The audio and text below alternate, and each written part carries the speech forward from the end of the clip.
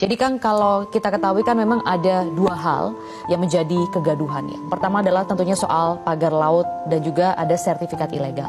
Nah dari dua perkara tersebut apa saja dugaan unsur pidana yang bisa dijerat? Apakah keduanya bisa terkena unsur pidana, Kang Asep? Ya, dalam perkara ini tindak pidananya sangat banyak, Maria. Jadi pertama kita lihat dari penerbitan sertifikat. Penerbitan sertifikat itu harus melalui ya proses pendaftaran. Ada Undang-Undang Agraria 560, ada PP 97 18 2001. Ketika orang terbit atas hak, tinggal diteliti apakah ada hak atas laut. Ya, itu ada putusan Mahkamah Konstitusi 38/2010, nggak boleh hak atas laut. Hak atas tanah ada, hak milik, hak guna bangunan, hak milik apa, hak pengelolaan sama hak pakai. Jadi kalau ada penerbitan yang sekarang kita bersyukur apresiasi dibatalkan, artinya ketika ada jual peralihan hak itu kan jual beli, waris, hibah. Ketika itu dibatalkan, ada duang, dualing, bedoh, ada penipuan. Nah, ketika ada penipuan ada pidana di situ.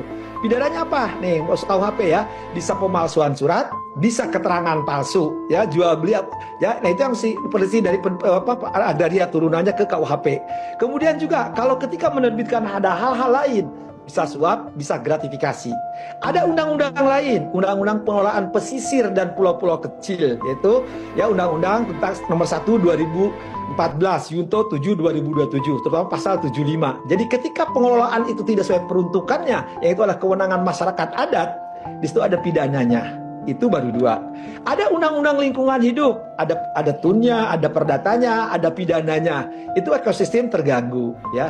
Ada juga undang-undang lainnya yang saya akan sebutkan banyak, tapi cukup itulah dari bagaimana penerbitan sertifikat dan itu dibatalkan berarti batal demi hukum nitet. Berarti ada tindak pidana, entah pemalsuan surat keterangan palsu, di situ ada suap, ada gratifikasi. Dan gampang orang yang dicarinya, karena mereka atasnamakan ada GB, ada SAM 263 lebih itu ya. Tinggal dicari, kan sederhana berpikirnya. Kalau saya punya tanah, saya pasti pagar, ada yang nyabutin, pasti saya marah. Ini nggak marah. Berarti ketika memasang itu pagar, orang-orang itulah yang punya hak itu. Itu tinggal digampang, tinggal oleh penegak hukumnya, ya diselidiki. Bukti permulaannya sudah ada, sudah dibatalkan. Ya, saya sependapat dengan Pak Mahfud maupun Pak Susno Duaji. Jadi itu sangat betul sekali, ya, dan betul apresiasi kepada Menteri ATR. Ini sudah lanjut. Cuman masalahnya apakah penegak hukum berani? Enggak. Dan saya katakan tidak berani karena yang dihadapi siapa? Ya, ini bukan tuyul atau babi ngepet, tapi babi ngeyel gitu kan. Jadi ketika menghadapi orang-orang ini, harusnya ini kan tindak pidana biasa yang harusnya sejak ada bukti permulaan.